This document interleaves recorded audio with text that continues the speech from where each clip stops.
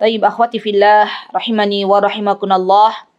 Kemarin kita sudah sampai di ayat yang ke-8 dan ini adalah ayat yang ke-10. Qala Allahu azza wa jalla, a'udzu billahi minasyaitonir rajim. Wa qalu law kunna nasma'u aw na'qilu ma kunna fi ashabis sa'ir. Fa'tarafu bidzambihim fasuhqan li ashabis sa'ir. Orang-orang kafir, mereka senantiasa tidak menggunakan pendengaran mereka, tidak menggunakan peringatan yang Allah Subhanahu wa taala telah turunkan kepada mereka, maka dari itu mereka termasuk penghuni-penghuni nerakanya Allah Subhanahu wa taala. Orang-orang yang tidak beriman kelak di akhirat nanti mereka akan dimasukkan ke dalam api yang menyala-nyala. Kelak nanti mereka di akhirat nanti adanya penyesalan yang sangat luar biasa. Mereka meminta kepada Allah Subhanahu wa taala agar dikembalikan ke dunia untuk menebus dosa-dosa mereka yang telah lalu. Namun ternyata sudah tidak ada waktu lagi mereka untuk kembali. Penyesalan hanya ada di belakang. Kelak nanti semua diri kita ketika nanti di akhirat sudah tidak bisa lagi kembali ke dunia. Maka dari itu ketika kita ada di dunia pergunakan waktu sebaik-baiknya. Jangan sampai ada penyesalan untuk semua yang pernah kita lalui di akhirat. Karena kelak nanti di dunia itu teman-teman, akhirat menjadi cerita. Kelak nanti di akhirat kebalikannya, dunia adalah tempat di mana seseorang bisa cerita masa lalunya. Ya. Ketika di dunia saya beriman kepada Allah, ketika di dunia saya sholat. Ya. Bagi orang-orang yang tidak beriman, ketika di dunia saya tidak beriman. Semua adalah cerita. Jadi hari ini akhirat adalah negeri yang belum nyata, kelak nanti besok di akhirat adalah negeri yang nyata dan dunia hanyalah cerita. Baik, kemudian Allah Subhanahu wa taala berfirman di ayat yang ke-12, innal ladzina yakhshawna rabbahum bil ghaibi lahum maghfiratu wa ajrun kabir. Orang-orang yang senantiasa khosya itu adalah takut kepada Allah Subhanahu wa taala, dan ini yang perlu kita berdoa kepada Allah Subhanahu wa taala ya akhwat. Saya ajak diri saya dan teman-teman semuanya, semoga Allah Subhanahu wa taala menjadikan kita orang-orang yang takut kepada Allah. Semakin bertambahnya ilmu, sudah selayaknya kita semakin takut kepada Allah Subhanahu wa taala. Bukan justru semakin menentang Allah Subhanahu wa taala. Orang-orang yang dia takut kepada Rabb-nya bil ghaibi, dengan sesuatu yang tidak tampak. Subhanallah. Orang-orang beriman ketika mereka dikabarkan oleh Allah Subhanahu wa taala dengan surga yang begitu indah, ketika dikabarkan dengan dahsyatnya azab api neraka, maka orang-orang beriman mereka mengimaninya. Walaupun mereka belum berjumpa dengan Rasulullah sallallahu alaihi wasallam. Diberitahukan di dalam Al-Quran, sesungguhnya berimanlah kepada Rasulullah SAW sebagai utusan terakhir, maka orang-orang beriman. Mereka lantas beriman kepada Rasulullah SAW, mengakui, mempercayai bahwasanya Rasulullah SAW adalah utusan yang terakhir. Dan para ulama mengatakan, al-ghaib di sini, maknaha artinya adalah, ya, orang-orang beriman, dia beriman dengan sesuatu yang tidak tampak. Ada yang menafsirkan di antaranya adalah apa-apa yang telah Allah kabarkan di dalam Al-Quran tentang hal-hal yang ghaib. Ya, misalnya tentang adanya kelak nanti di akhirat, tentang adanya mizan, ya, tentang adanya sirat, tentang adanya suhuf, tentang adanya catatan-catatan amal, ya, tentang adanya surga, tentang adanya neraka. Semuanya adalah menjadi hal yang tidak tampak atau belum tampak bagi orang-orang yang beriman. Mereka beriman walaupun mereka belum melihatnya. Kemudian tafsiran yang kedua, yang dimaksud dengan innal ladzina yakhshawna rabbahum bil ghaib, orang-orang beriman ya yang takut kepada hal-hal yang ghaib, maksudnya adalah orang-orang beriman itu memiliki sifat, teman-teman, mereka senantiasa takut kepada Allah Subhanahu wa taala manakala mereka sendiri tidak tampak di hadapan orang lain, mereka takut kepada Allah Subhanahu wa taala. Dan subhanallah teman-teman, inilah yang seharusnya kita lakukan sebagai orang beriman. Perbanyaklah amalan-amalan sir, amalan-amalan yang kita tidak menampakkannya kepada halayak ramai. Amalan-amalan yang mana yang hanya mengetahui adalah diri kita dan Allah Subhanahu wa taala. Kita gunakan mulut kita untuk berzikir kepada Allah dengan memperbanyak istighfar, dengan memperbanyak subhanallah bihamdihi subhanallahil azim. Kita perbanyak sedekah kita secara sir, secara rahasia. Kita perbanyak mendoakan orang lain bidhahril ghaib, tanpa kawan-kawan kita, guru kita mengetahui, orang tua kita tanpa mengetahui, kita mendoakan mereka. Itulah amalan-amalan rahasia yang kelak barang siapa yang nanti yang dia di dunia dia mengingat Allah Subhanahu wa taala dikala sendiri, tidak tampak di hadapan orang lain. Dia salat malam hari, dia berdua-duaan dengan Allah, bermunajat di siang hari, di malam hari dia sendiri, kemudian dia meneteskan air mata takut kepada Allah Subhanahu wa taala. Maka orang-orang yang demikian kelak akan mendapatkan naungan ketika kelak nanti di akhirat tidak ada naungan kecuali naungan Allah Subhanahu wa taala. Subhanallah. Jadi di antara yang dikabarkan oleh Rasulullah SAW dalam hadisnya yang panjang, sab'atun yudhillumullahu fi dhillih yawma la dhilla illa dhilluh, itu ada kata-kata rajulun dzakarallaha khalian fafadat ainah. Seorang laki-laki atau perempuan, karena kalau disebutkan laki-laki berarti ini juga termasuk perempuan, yang mana mereka menyebut nama Allah atau mengingat Allah Subhanahu wa taala, mengingat dosa-dosanya yang telah lalu, mengingat dosa-dosanya yang ia lakukan, kemudian dia menangis, mengingat nikmat Allah yang begitu banyak kepadanya. Sedangkan dia belum bisa maksimal untuk taat kepada Allah Subhanahu wa taala, maka dia menangis, mengeluarkan air mata. Ini yang dimaksud dengan tafsiran yang dimaksud dengan al-ghaib,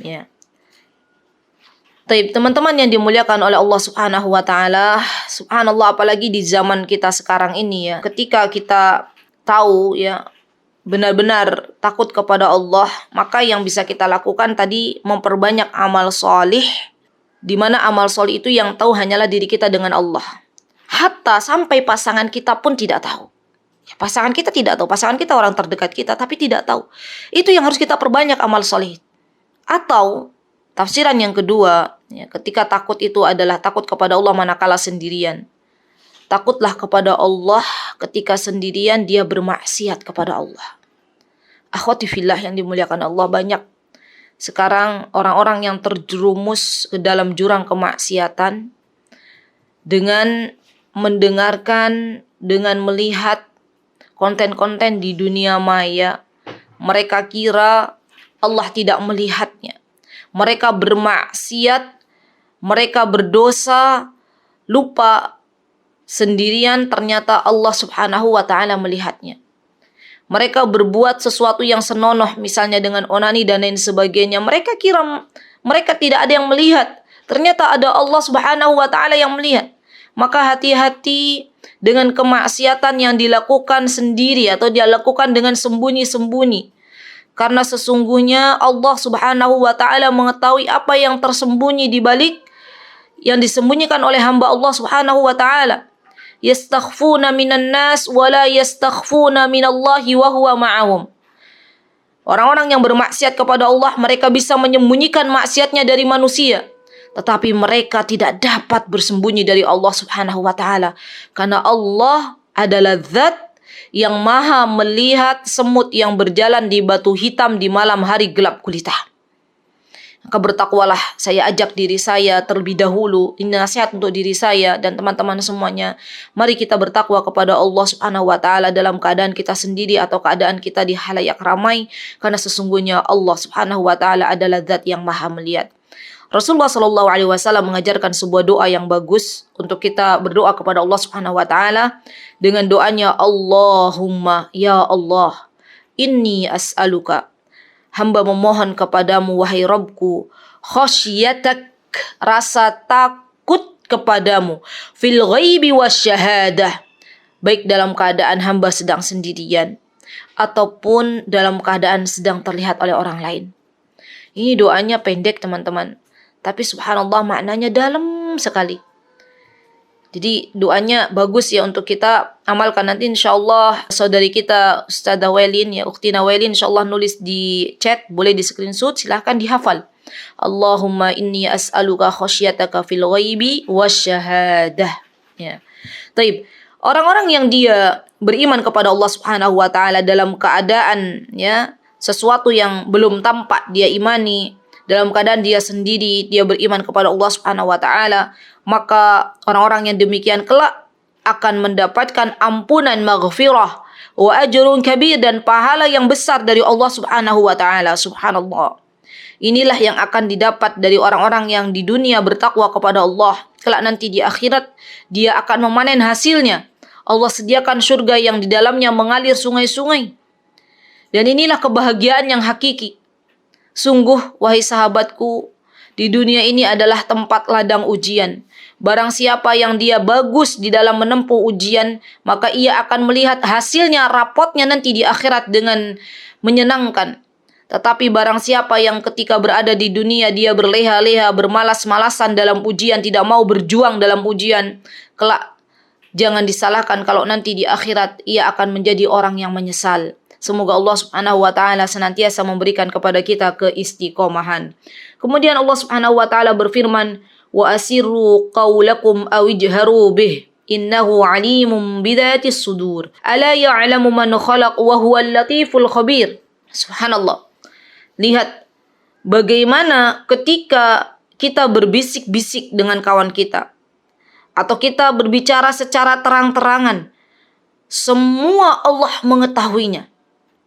Apa yang kita bisikkan, apa yang kita sembunyikan dengan bisik-bisik, apa yang kita katakan kepada kawan kita, semuanya Allah tahu. Bahkan Allah Subhanahu wa taala mengetahui apa yang terbesit di dalam hati kita. Apa yang terlintas di dalam pikiran kita, Allah tahu. Perbanyak niat yang baik wahai kawanku. Karena sesungguhnya ketika kita mengolah niat dengan baik di dalam pikiran kita, dalam hati kita, Allah Maha melihat. Kemudian berazamlah kepada Allah Subhanahu wa taala dengan niat yang baik itu. Allah akan tulis. Subhanallah. Inilah beruntungnya orang-orang beriman. Ketika dia niat yang baik, Allah akan tulis. Maka perbanyak niat yang baik. Walaupun mungkin saat ini teman-teman mengira misalnya teman-teman punya niat, ya Allah saya besok pengen menghajikan kedua orang tuaku, ya Allah besok saya ingin membelikan rumah untuk orang tuaku, ya Allah besok saya ingin membahagiakan anak-anak yatim piatu. Itu niat yang baik, keinginan yang baik, cita-cita yang baik. Maka berniatlah. Allah Maha tahu apa yang engkau sembunyikan wahai sahabatku. Dan jangan kita menyibukkan pikiran kita dengan sesuatu yang buruk. Karena itu akan membuat jasad kita lemah. Akan membuat syaitanir rajim semakin mudah mengganggu anak Bani Adam. Kemudian Allah menjelaskan, Ala ya'lamu man khalaq wa huwal latiful khabir. Subhanallah. Dan Allah, zat yang mengetahui segala yang tampak atau segala yang disembunyikan. Dan juga Allah Subhanahu wa taala Al-Latif. Latif itu adalah maknaha Allah Subhanahu wa taala mengetahui, atau Allah Subhanahu wa taala adalah zat yang sangat-sangat halus. Al-Khabir adalah zat yang tahu akan kedetailan, akan sesuatu yang terperinci. Subhanallah. Itu Al-Khabir. Dan teman-teman yang dimuliakan oleh Allah, tidaklah Allah Subhanahu wa taala mentakdirkan kepada kita semuanya apa yang saat ini kita rasakan, kecuali Allah Subhanahu wa taala mengetahuinya. Karena dari maratibul takdir, dan sesuatu yang harus kita imani dari takdir adalah kita paham, kita tahu bahwasanya Allah mengetahui atas semua takdir yang telah Allah berikan kepada kita semuanya. Dan juga kita harus meyakini teman-teman, sesungguhnya apa yang Allah Subhanahu wa taala telah takdirkan kepada kita hari ini, walaupun dalam pandangan kita mungkin itu adalah sesuatu yang tidak baik, percayalah Allah Subhanahu wa taala zat yang Maha Al-Khabir, Al-Latif, itu telah mengetahui hikmah di balik semua apa yang telah Allah Subhanahu wa taala berikan kepada kita semuanya. Allah Maha tahu. Allah Al-Khabir, yang terkadang kita baru tahu kebaikan yang Allah Subhanahu wa taala berikan setelah kita tahu prosesnya, setelah kita jalani prosesnya. Oh, ternyata ini toh kebaikan yang Allah inginkan. Oh, ternyata ini toh hasil yang Allah Subhanahu wa taala inginkan. Manusia terkadang kalau dia tidak bersabar dalam menghadapi semua takdir, dia langsung bersuudzon kepada Allah Subhanahu wa taala. Berbeda dengan manusia atau hamba Allah yang dia menerima semua takdir, baik yang baik maupun yang buruk, yang Allah Subhanahu wa Ta'ala berikan. Maka kelak nanti Allah akan memberitahukan dia, sesungguhnya apa yang telah aku berikan kepadamu itu adalah yang terbaik untukmu. Maka sudah sepantasnya teman-teman kita sebagai orang yang beriman, dalam keadaan apapun itu, dalam keadaan menyakitkan hatta ya, walaupun kita sakit ya, misalnya walaupun itu tidak enak, katakan alhamdulillahi ala kulli hal. Itu adalah yang terbaik bagi kita. Itu adalah yang terbaik yang Allah Subhanahu wa Ta'ala berikan kepada kita. Sehingga tidak ada lagi yang namanya suudzon kepada Allah Subhanahu wa Ta'ala. Sehingga tidak ada lagi celah syaitan untuk mengganggu anak Bani Adam dan muncul dalam dirinya buruk sangka kepada Allah Subhanahu wa Ta'ala. Subhanallah. Dan asma Allah, ya, silakan teman-teman nanti bisa pelajari tentang nama-nama Allah, ya. Insya Allah sudah dibahas oleh Ustadz Hanan Yasir di YouTube Mutiara Hikmah, ya. Saya masih ingat beliau pernah membahas tentang namanya Allah, ya, sifatnya Al-Khabir, Al-Latif, panjang lebar, ya, bisa teman-teman belajar dari sana. Subhanallah, ketika teman-teman ya kita belajar tentang nama-nama Allah, itu akan membuat kita semakin dekat dengan Allah Subhanahu wa Ta'ala. Nama Allah yang indah, sifat Allah yang mulia, ya, kita perlu belajar, bukan hanya dihafal, bukan hanya setiap kita duduk bareng kemudian kita hafal. Ya, karena orang-orang yang akan dimasukkan ke dalam surganya Allah adalah orang-orang yang menghafal Asmaul Husna, juga mentadabburinya dan mengamalkannya di dalam kehidupan sehari-hari. Itu orang yang akan dimasukkan ke dalam surganya Allah Subhanahu wa Ta'ala. Taib. Kemudian akhwati fillah yang dimuliakan oleh Allah Subhanahu wa Ta'ala, latifnya Allah. Ya, latif. Allah maha halus ya dalam merencanakan sesuatu. Itu kita bisa lihat dalam kisah Nabi Yusuf alaihissalam, di mana ketika itu Nabi Yusuf harus berpisah ya dengan ayah kandungnya. Dan mungkin ini adalah sesuatu yang menyakitkan bagi ayahnya Nabi Yusuf, berpisah dengan anak yang disayanginya, subhanallah. Anak yang beliau cintai. Kemudian berjalanlah kehidupan Nabi Yusuf, ya, dimasukkannya ke dalam sumur, ya, dibeli oleh orang yang sedang bepergian, ya, orang yang sedang berjalan, kemudian diangkatlah dan akhirnya Nabi Yusuf alaihissalam dimasukkan ke penjara, difitnah. Ya, itu terjadi, ya, subhanallah. Ya, dan dengan kemahalembutannya Allah pertemukan kembali Nabi Yusuf dengan saudara-saudaranya. Allah pertemukan kembali Nabi Yusuf dengan ayah tercintanya dalam keadaan sebaik-baik keadaan. Subhanallah. Inilah latifnya Allah. Inilah kemahalembutannya Allah Subhanahu wa Ta'ala dalam mengatur semua urusan hambanya. Subhanallah. Dan terkadang hambanya tidak menyadari akan kelemah lembutannya Allah, akan al-latifnya Allah. Maka perlu kita belajar kembali mendalami makna al-latif, mendalami makna al-khabir. Kemudian di ayat yang selanjutnya Allah Subhanahu wa Ta'ala berfirman, huwallazi ja'ala lakumul arda dhalula famshu fi manakibiha wa kulu min rizqihi wa ilaihin nusyur. Wa kulu min rizqihi wa ilaihin nusyur. Kata Allah Subhanahu wa Ta'ala, Allah telah menjadikan al-ard, bumi ini, untuk kamu dhalula, untuk kamu jelajahi. Subhanallah. Jadi kita nih diminta oleh Allah Subhanahu wa Ta'ala untuk melangkah dari satu buminya Allah ke bumi lainnya. Dan ini perintah dari Allah Subhanahu wa Ta'ala. Subhanallah. Dan Allah yang mengatur ya bumi ini untuk mudah dilalui oleh kita sebagai hamba Allah. Bumi ini tidak bergetar, ya. Allah yang mengatur. Bumi ini tidak gempa. Kita akan mudah untuk berjalan. Dan berjalanlah di muka bumi ini, wahai kawanku. Karena ketika engkau banyak berjalan di muka bumi ini dari satu negeri ke negeri yang lainnya, engkau akan mendapatkan banyak pengalaman. Kalau sekiranya misalnya kita mau berthalabul ilm, kita mau menuntut ilmu di sebuah negeri di mana sana banyak para ulama, maka pergilah.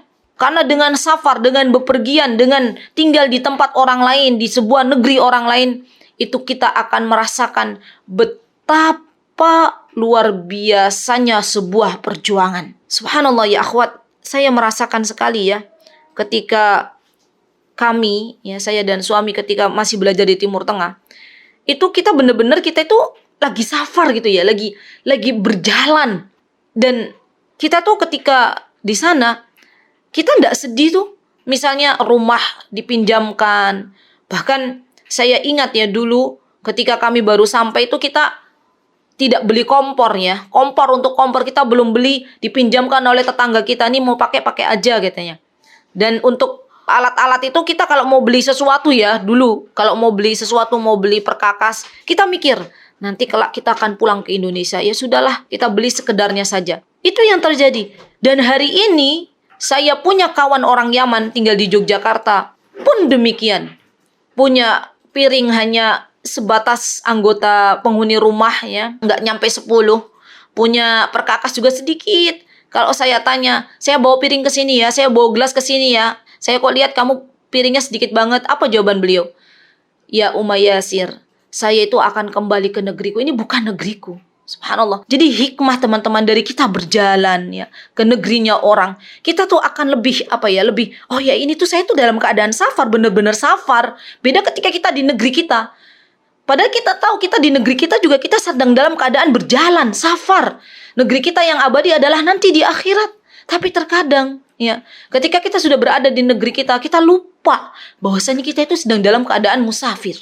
Saya nasihatkan ya, saya berikan nasihat kepada teman-teman yang saat ini mungkin masih anak-anak muda ya. Ketika ada kesempatan teman-teman ya, dengan suami kalian pastinya berangkat ke luar negeri untuk menuntut ilmu, berangkatlah. Tidak usah takut. Tidak usah takut nanti bagaimana dan nanti bagaimana, siapa yang akan mencukupi. Demi Allah, Allah yang akan mencukupi. Allah yang akan mencukupi. Dulu kami kira pun demikian. Sampai-sampai, subhanallah teman-teman, ternyata yang dulu kami kira nanti bagaimana hidup di luar, ternyata Allah yang mencukupkan. Allah yang mencukupkan. Pergilah. Kalian akan dapati banyak pengalaman. Kalian akan dapati banyak pelajaran. Wamshu fi manakibiha. Dan jelajahilah di segala penjurunya. Berarti di segala penjurunya bumi Allah. Bumi Allah itu luas. Ya, teman-teman bisa berjalan dari satu kota ke kota lainnya. Pastinya dengan tujuan yang baik. Bukan hanya traveling. Bukan. Kalau hanya traveling itu mungkin orang-orang barat juga bisa. Tapi kita orang beriman harus punya tujuan kenapa kita traveling.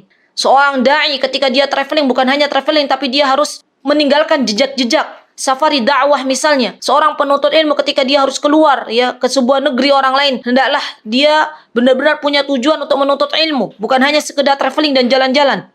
Wa kulu min rizqihi wa ilaihin nusyur. Dan makanlah sebagian dari rizkiku, kata Allah subhanahu wa ta'ala. Dari rizki yang telah Allah subhanahu wa ta'ala sediakan. Subhanallah. Wa ilaihin nusyur. Dan hanya tempat kembali hanyalah Allah subhanahu wa ta'ala setelah kita dibangkitkan. Teman-teman yang dimuliakan oleh Allah subhanahu wa ta'ala.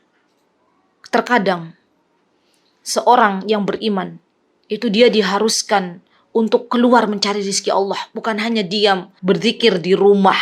Tetapi kita orang-orang yang beriman hendaklah keluar sebagaimana burung keluar di pagi hari dengan mengepakkan sayapnya mencari rizki yang telah Allah subhanahu wa ta'ala sediakan. Dan burung bukan dia diam di dalam sangkarnya ya, tapi dia keluar baru kemudian dia bertawakal kepada Allah subhanahu wa ta'ala. Inilah hakikat tawakal yang sesungguhnya. Inilah hakikat mencari rizki yang sesungguhnya ya. Rizki itu dijemput, bukan hanya ditunggu. Betul, rizki telah ditentukan oleh Allah subhanahu wa ta'ala. Tapi perlu adanya kita usaha. Kemudian kita berdoa kepada Allah subhanahu wa ta'ala. Kemudian Allah subhanahu wa ta'ala mengatakan, Aamintum man fis samai ay yakhsifa bikumul arda fa idza hiya tamur. Kata Allah subhanahu wa ta'ala, apakah kalian merasa aman terhadap Allah yang ada berada di langit? Dan apakah kalian merasa aman tidak akan ditelan oleh bumi ya ketika bumi itu tiba-tiba tergoncang ya, subhanallah. Allah kalau mentakdirkan bumi ini gempa teman-teman, Allah kalau sudah mentakdirkan bumi ini terbelah, maka dengan mudahnya Allah masukkan orang-orang yang berbuat dosa di muka bumi ini, orang-orang yang sombong di muka bumi ditenggelamkan ke dalam bumi. Kita tahu kisah Qarun yang dia sombong dengan hartanya. Dia mengatakan bahwasanya harta ini bukan pemberian dari Allah subhanahu wa ta'ala, melainkan dari hasil jeripayahnya. Maka apa yang Allah subhanahu wa ta'ala lakukan? Yang Allah subhanahu wa ta'ala takdirkan, Qarun ditelan dengan hartanya di muka bumi ini. Dan mungkin teman-teman juga pernah melihat sebuah video di mana bumi terbelah, kemudian rumah masuk semuanya ya ke dalam bumi. Dan ini sungguh mudah bagi Allah subhanahu wa ta'ala. Maka saya nasihatkan diri saya dan teman-teman semuanya, jangan pernah kita merasa aman dari adab Allah Subhanahu wa taala. Jangan pernah kita merasa sombong dengan apa yang kita miliki, karena sesungguhnya semuanya adalah titipan dari Allah. Semuanya adalah pemberian dari Allah. Hadza min fadlillah. Ini adalah keutamaan dari Allah Subhanahu wa taala. Kemudian Allah Subhanahu wa taala berfirman, Am amintum man fis samai ay yursila alaikum hasiba fasata'lamuna kaifa nadhir. Kata Allah Subhanahu wa taala, apakah kamu merasa aman terhadap Allah yang berkuasa di langit dan Allah berkuasa mengirimkan badai yang berbatu? Maka kelak kita akan mengetahui ya bagaimana akibat orang-orang yang mendustakan. Tayyib, teman-teman yang dimuliakan oleh Allah Subhanahu wa taala, kemudian Allah berfirman, "Walaqad kadzdzabal ladzina min qablihim fakaifa kana nakir." Subhanallah. Allah menjelaskan sesungguhnya telah berlalu orang-orang yang mendustakan rasul-rasulnya, mendustakan utusan-utusan Allah. Dan kita tahu teman-teman, kaumnya Nabi Lut alaihi salam, di mana mereka mendustakan Nabi Lut, kemudian Allah Subhanahu wa taala kirim adab yang begitu mengerikan ya. Allah kirim kepada kaumnya Nabi Lut, diangkat ke atas langit, kemudian dijatuhkan kembali kaumnya tersebut sambil dilempari dengan batu. Inilah adab yang Allah Subhanahu wa taala sediakan bagi orang-orang yang tidak beriman, bagi orang-orang yang dia tidak mau membenarkan utusan-utusan Allah Subhanahu wa taala. Dan terkadang Allah Subhanahu wa taala juga mengirimkan angin yang sangat kencang, suara yang memekikkan telinga, yang akhirnya semuanya jatuh bergelimpangan ya dengan adab Allah Subhanahu wa taala. Maka jangan pernah kita merasa aman dari adab Allah Subhanahu wa taala. Kemudian Allah Subhanahu wa taala berfirman di ayat yang selanjutnya, awalam yarau ila tayri fawqahum saffati wa yaqbidun ma yumsikuhunna illa ar-rahman innahu bikulli syai'in basir. Kita nih teman-teman, kata Allah Subhanahu wa taala, diperintahkan untuk lihat tuh. Lihat burung-burung yang ada di udara. Artinya berarti kita disuruh keluar ke alam bebas, lihat burung-burung. Dan ini juga kita bisa pakai pendidikan ini untuk anak-anak kita. Terutama di sekolah-sekolah alam. Bawa anak-anak keluar. Lihat nak, ada burung-burung yang ada di udara, lihat mengepakkan sayap mereka, ya, mengepakkan dan mengatupkan sayapnya. Siapa yang menjadikan burung itu mengepakkan sayap? Allah. Ya, subhanallah, ini pendidikan iman. Tidak ada anak-anak itu yang menolak suruh melihat sesuatu yang indah di udara ya. Sampai pesawat terbang pun mereka pasti melihat. Ada pesawat, kita ajak anak-anak, lihat pesawat nak. Tidak ada yang bilang, tidak mau ustazah, saya mau lihatnya ke bawah saja. Tidak ada. Tidak ada, mereka itu tidak ada. Mereka lihat ke atas langit. Burung-burung yang indah ya, sedang terbang. Saya masih ingat ketika ajak anak jalan ya. Kemudian ada bangau di sawah itu terbang. Wah, senangnya luar biasa. Mereka itu gembiranya, happy banget gitu ya. Ketika diajak ke alam bebas, kemudian suruh lihat terbang bangau atau burung-burung yang ada di atas kepala mereka, mereka senang. Dan kemudian kita katakan, siapa yang mengembangkan sayap, mengatupkan sayap itu kecuali atas izin Allah Subhanahu wa taala. Subhanallah. Dan ini yang seharusnya orang tua lakukan. Jadi jangan anak-anak kita itu hanya diam di rumah, boleh dibawa oleh ayahnya jalan-jalan, lihat kemahabesarannya Allah dengan makhluk-makhluk yang telah Allah ciptakan. Allah Subhanahu wa taala yang menahan di udara agar burung itu tidak jatuh. Ya, ma yumsikuhunna illa ar-rahman. Subhanallah. Burung terbang ya, tidak jatuh ke bumi. Siapa yang menjadikan burung itu tidak jatuh? Kita katakan kepada anak-anak, lihat nak, burung punya sayap dan burung bisa terbang, tidak jatuh ke atas muka bumi ini. Siapa yang menjadikan itu, wahai anakku? Allah. Subhanallah. Agar mereka lebih dekat dengan Allah Subhanahu wa ta'ala. Innahu bikulli syai'in basir. Dan Allah zat yang maha melihat segala sesuatu. Kemudian Allah berfirman, amman hadzal ladzi huwa jundul lakum yansurukum min dunir rahman inil kafiruna illa fi ghurur. Siapa yang akan menjadikan bala tentara bagimu untuk membelamu selain Allah yang maha pengasih?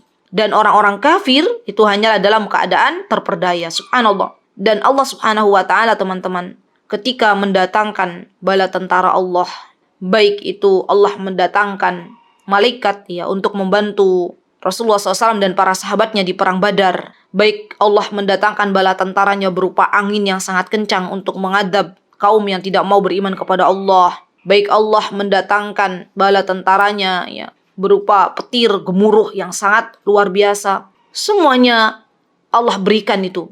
Dan semua yang Allah takdirkan pasti ada hikmah di balik semuanya.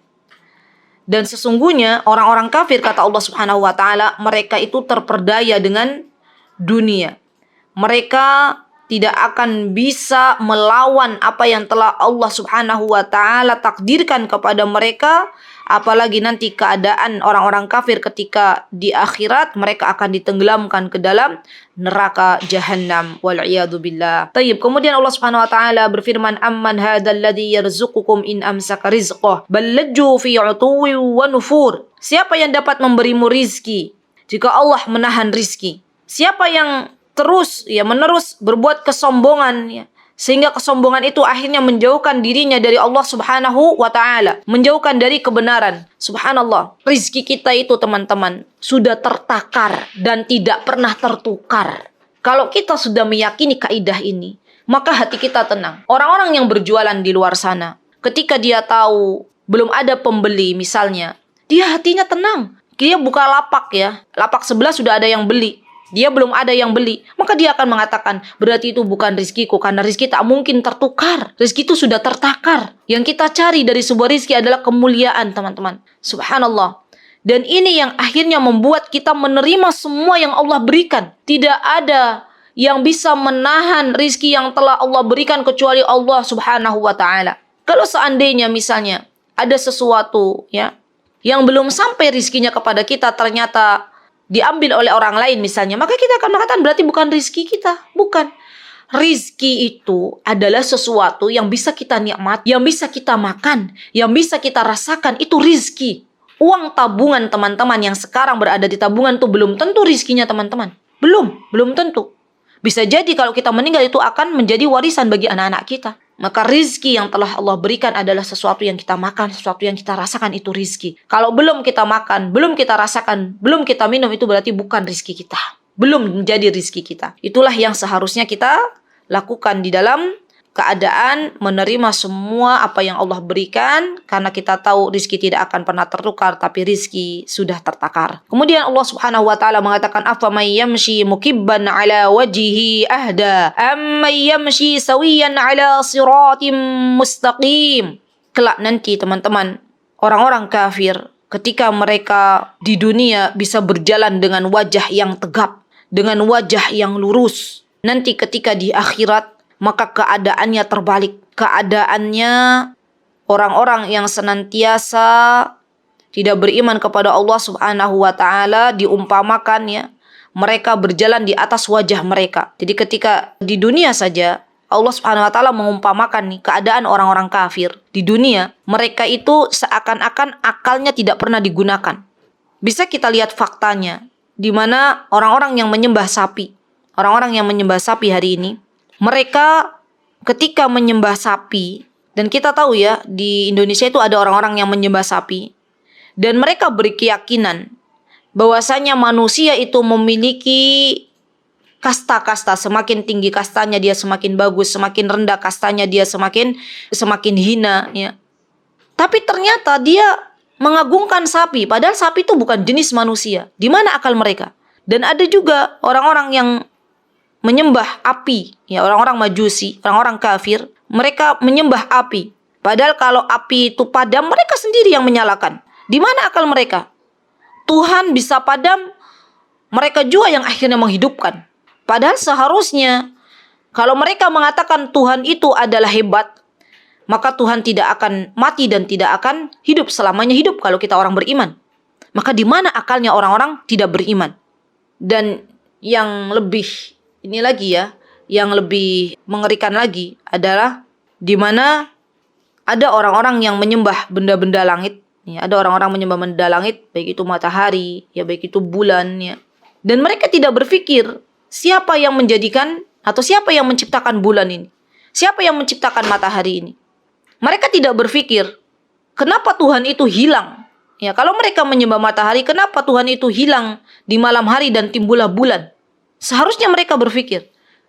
Dan ada dari kaum muslimin, Allahul musta'an. Yang sampai hari ini mereka juga terkadang ya, mereka meminta-minta kepada mayit, kepada orang-orang yang sudah meninggal. Ini yang sangat mengerikan, wahai kawanku. Padahal kita tahu, dan orang-orang yang berakal pasti mengetahuinya. Orang-orang yang sudah meninggal, mereka sibuk dengan amalan mereka. Mereka sibuk dengan perkara yang malaikat tanya kepada mereka. Boro-boro mereka mau mengabulkan doanya orang-orang yang masih hidup. Maka ketika kita berdoa, wahai sahabatku, jangan minta kepada orang yang meninggal, minta kepada Allah Subhanahu wa ta'ala.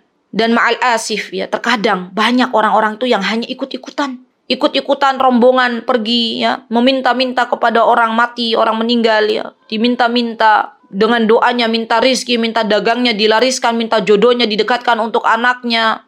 Dan dia tidak berpikir orang yang sudah berada di kubur itu tidak mampu untuk mengabulkan doa. Kenapa dia tidak meminta kepada Allah Zat yang Maha Hidup? Semoga Allah Subhanahu wa ta'ala tidak menjadikan kita orang yang hanya ikut-ikutan. Karena sesungguhnya kita akan merugi, wahai sahabatku, teman-temanku, jamaah sekalian. Kalau kelak nanti Allah tanya di akhirat, kenapa engkau minta kepada hambaku yang sudah meninggal? Kenapa engkau tidak meminta kepadaku? Aku adalah Zat yang Maha Hidup, kata Allah Subhanahu wa ta'ala. Maka apa yang akan kita ucapkan kepada Allah Subhanahu wa ta'ala? Taib. Kemudian Allah Subhanahu wa ta'ala mengatakan, qul huwallazi ansha'akum wa ja'ala lakumus sam'a wal absara wal afidah qalilan ma tashkurun. Lihat, Allah mengingatkan kita, wahai kawanku, Allah yang telah menciptakan manusia ya. Sebagian Allah berikan amanah untuk bisa mendengar. Sebagian lagi Allah berikan amanah kepada hamba-hambanya belum bisa mendengar. Orang-orang tuli, orang-orang tunarungu, itu belum Allah titipkan pendengaran kepada mereka.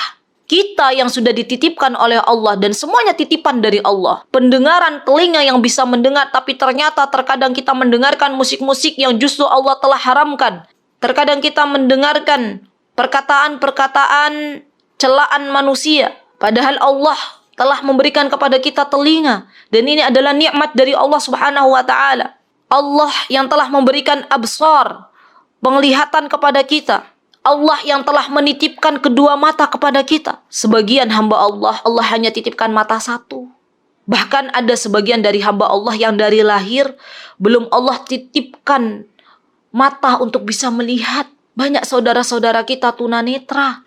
Dan kita hari ini yang diberikan penglihatan oleh Allah, terkadang kita lupa untuk mensyukuri nikmat penglihatan. Subhanallah. Mata kita tidak dijaga dan terjatuh ke dalam hal-hal yang Allah tidak ridhai. Mata kita belum kita tundukkan dan kita melihat sesuatu yang tidak Allah halalkan, semuanya akan Allah mintai pertanggungjawaban, wahai kawanku.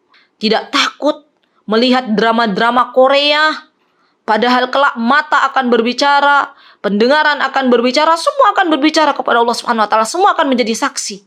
Di mana rasa syukurnya kita kepada Allah Subhanahu wa ta'ala?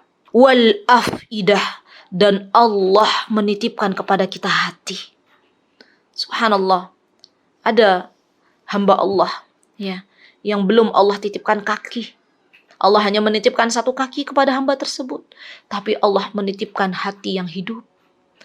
Terkadang Allah mentakdirkan ada hamba Allah yang Allah takdirkan buta, tapi Allah titipkan kepadanya hati yang lembut, hati yang gampang tersentuh. Ketika ada kalimat-kalimat yang menyebut Rabbnya, dia menangis. Subhanallah. Dan kita memohon kepada Allah Subhanahu wa ta'ala untuk diberikan kelembutan hati.